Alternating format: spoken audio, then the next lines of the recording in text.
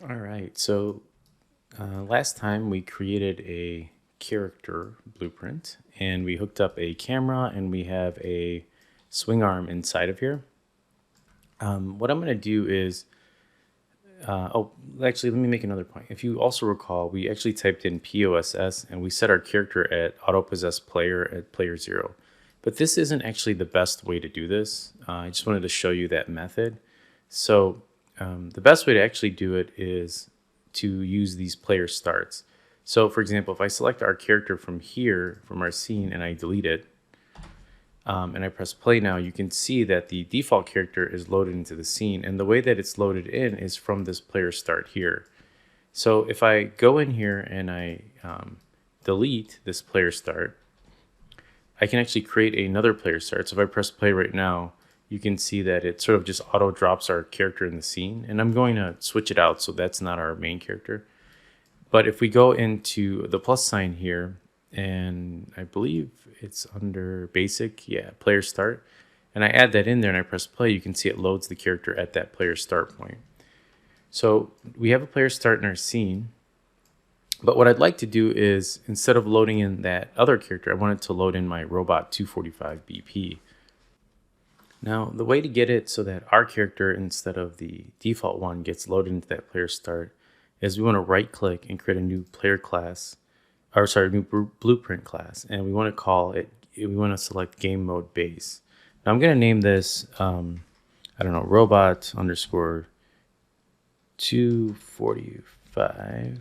And I'll name this G for game MB. So for game mode base, and I'll click on that.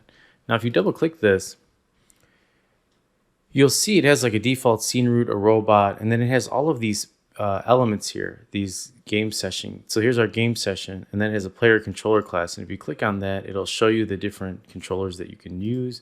There's this game states, there's game session, there's a player state class, there's all of this stuff. And there's also this thing here, which is default pawn class. And when you click on that, you can see there's robot 245 BP.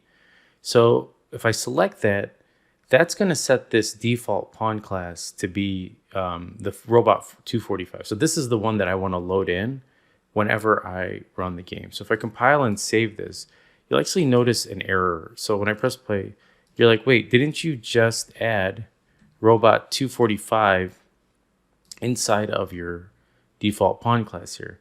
And I obviously did, and I compiled and saved it, right? The thing is, we need to let Unreal know that this is the game mode base. And just to be clear on what a game mode base is, this is sort of a base class that feeds in all of the most important elements that we want for our game. For instance, something like whatever we want our default pawn to be. In another class, or maybe in another series of video tutorials, I'll get into more detail about all of this stuff. But for now, we just want to show, just kind of a basic structure so that we can load a character in. All right, so if we want to, there's two ways of doing this. So I want to use this robot 245 GMB for this particular level, or this particular, just for this particular level. So say you have another level in your game, it's a fanciful title, and one level you play as a fox and the other player you play as a human. Well, what you can do is go up to this little cog here and go to, other settings, this cog up here, and go to world settings. And this is the settings of your world. And you could see it says game mode override, and you could see your BP third person game mode. And this is the game mode that came default with our project. Now, ideally, you could do this whole video tutorial series that I'm doing now with an empty clean project, but I wanted to show you sort of how you can play off of what's already there. So anyway, here's robot 245 GMB. Now, if I select that and I press play, you'll see that my robot appears and with the camera hooked up. I am seeing it sort of rotated weird. So let's actually go inside of here and select our camera. And it doesn't look like our... Oh, you know what? I have a little degree of rotation there. There we go. Now I'm going to compile and save that.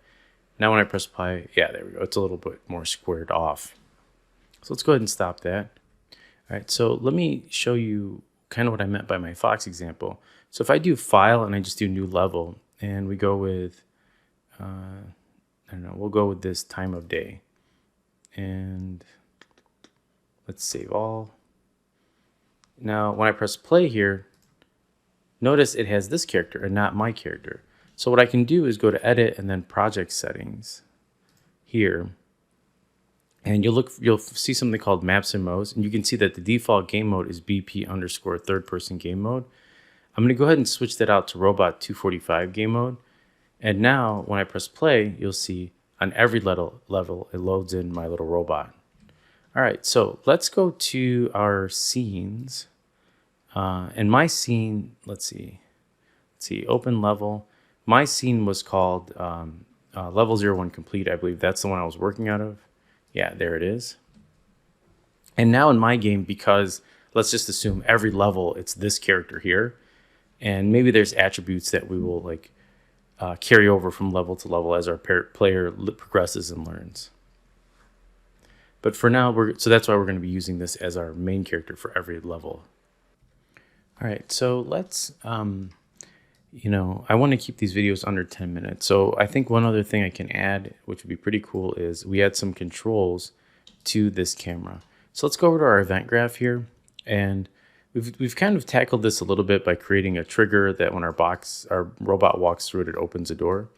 In here, I can actually add controls for these individual elements, whether it's the camera, the character, and so forth.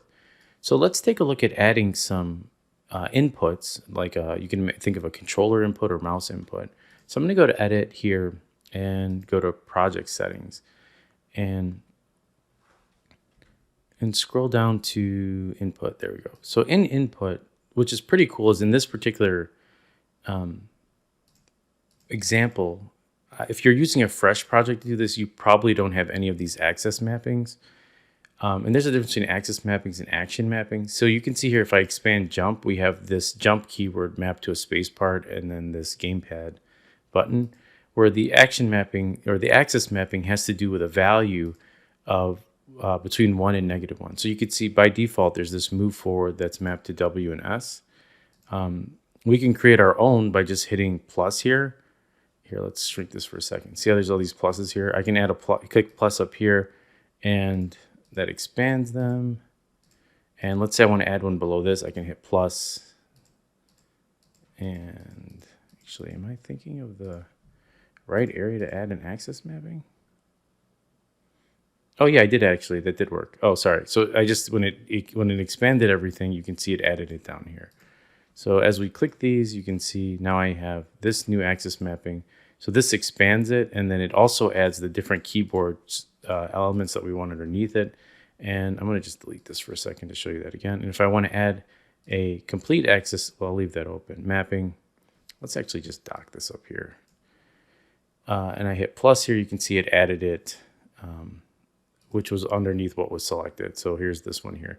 And then you can name it whatever you like. So let's say I want another move forward here. And I'll just name it 245 just so you can see it in the example. And then I expand this and I say, you know what? I want that to be connected to my mouse's x-axis. So then when I go back into my event graph here, I can actually just right click and then just type in, for example, any part of that keyword. And you can see cast to robot 245. It shows me what's there. But what I'd like to do is, I guess I should go to that beginning there. Move forward 245. So I can right click, let's type in move and then space forward. And it looks like context sensitive. I might take that off. And you can see I get all my move forwards here. And here's access event. Maybe it didn't save. Let's see, move forward. Oh no, it's right here, action event, move forward 245. So I can click on that. And this gives me access to that action event. Now, if we go back to our project settings here, you can see that I actually added it to an action event. So let me grab this, and actually let me delete this, and let me show you really quick with access mappings. If I turn that on, you can see I have a new access map, and I just type this, I don't know, hello 245. So same sort of thing, click off of that, and if I go back into here and I right click, let's delete this, and I type in hello, you can see I have an access event now, which is 245. And as I mentioned, the axis has to do with, imagine there's a value between 0 or 1 and -1. And so we have a float value that can control the amount versus just clicking on a button and it either registers like a Boolean value, either it's on or off.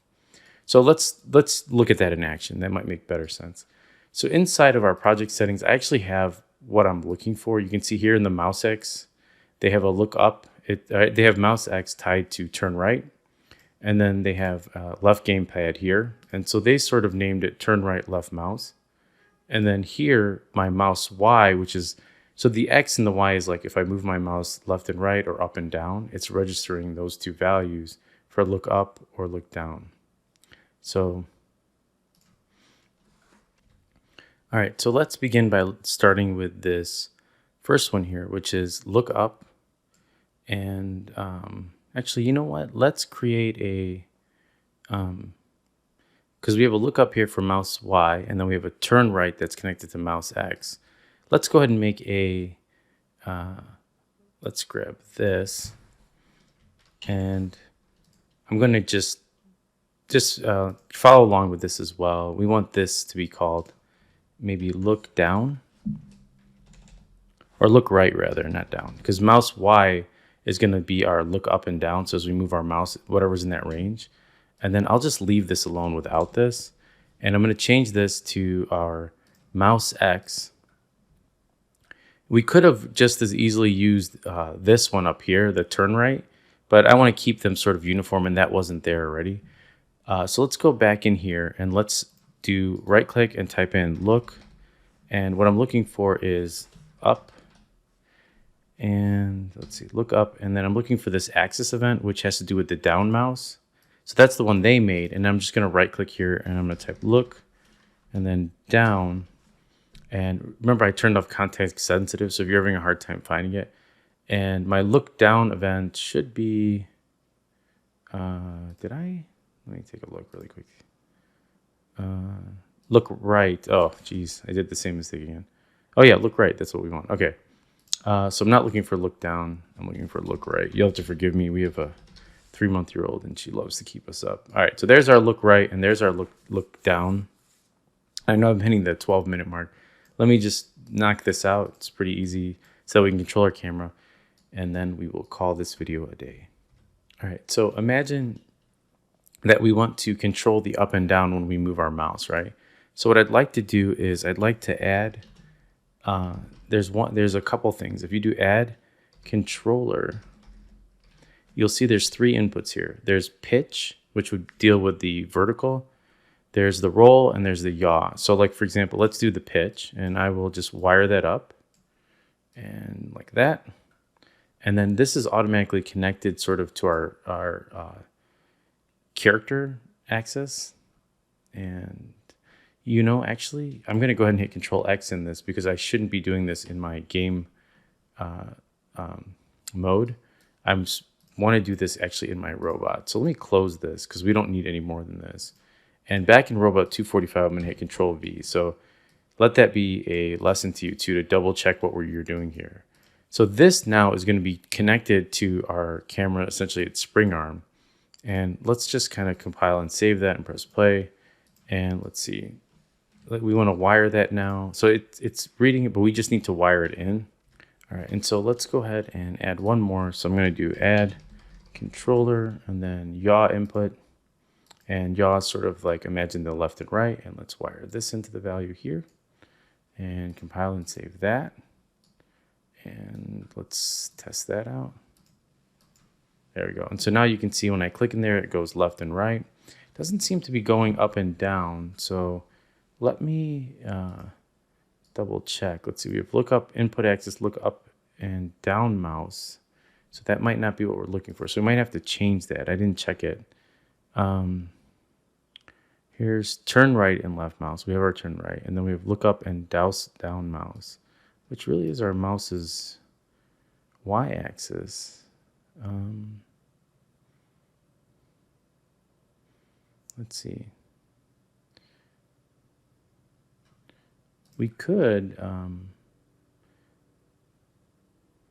let's see, we have our mouse Y here.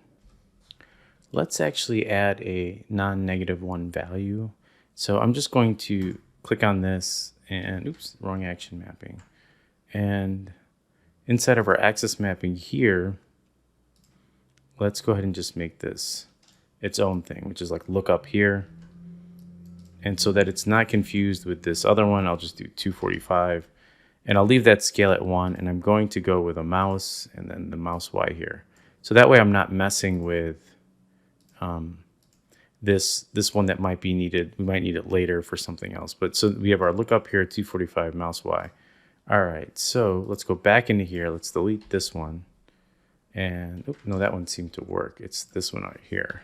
So let's right click and just type in look up. And we're looking for 245 here. And let's wire this one in and compile and save that. And let's press play. And hopefully it's kind of not going up. Let's make sure our spring arm is on our capsule. Our camera is here. Oh, you know what? It's a setting in here that's not allowing our camera to go up. That's what it is. So actually what it is we want to turn off the use controller rotation here. And what we're looking for is in the spring arm, we want to make sure that we have the camera settings using the spring arms, the characters pitch, yaw, and roll. So make sure that you go into here and you turn off all of these options. And then in the spring arm, you turn on use these. And now, eventually, when we press play, we can see that we can move our mouse around and it follows the center or the rotation of where the spring arm is positioned against the arm model.